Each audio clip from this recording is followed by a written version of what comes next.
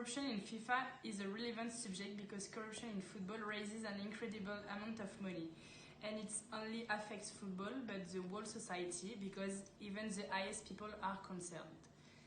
We can give a definition for those acts, corruption. It's defined by Anand, Asford and Joshi in 2004 as misuse of an organizational position of our authority for personal or organizational or subunit gain, where misuse refers to departure from accepted social norms.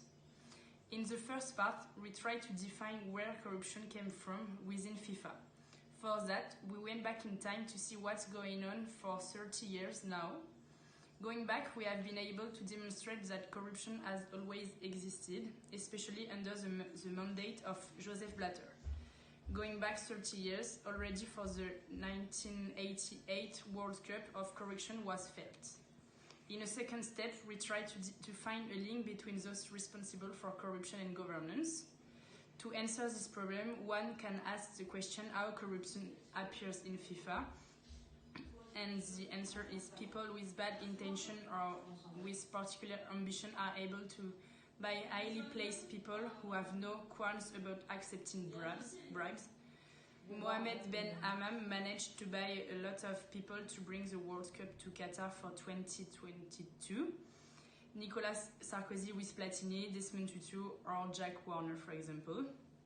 And to conclude this first part, we can easily say that people with money can buy anything and that no one will say no to a bribe. We speak of millions euros.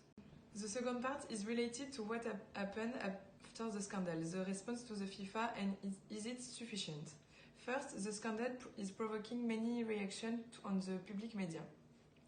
FIFA organized many press conferences. They suspended the two senior executives, Mr. Platini and Mr. Blatter.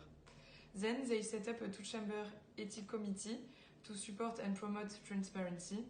The Garcia report is a survey conducted by Michael Garcia in 2012 on corruption facts in international football. It announced the opening of an investigation into the corruption charges in the candidature of the 2018 and 2022 World Cups, won in 2010 by Russia and Qatar respectively. Are these answers sufficient? Despite all the efforts made by FIFA to eradicate corruption, it is difficult to find completely laundered people in this case. In football, there is a culture of corruption. This example clearly illustrates the omnipresence of resistance to any change in FIFA corrupt culture. We've seen that the case of FIFA's corruption could be long to treat. It will take time to reconstruct a positive image. To improve its image, FIFA could hire outsiders to break with previous habits and culture. There are some anti-corruption policies that FIFA could implement, like compliance program to prevent, detect and answer the corruption.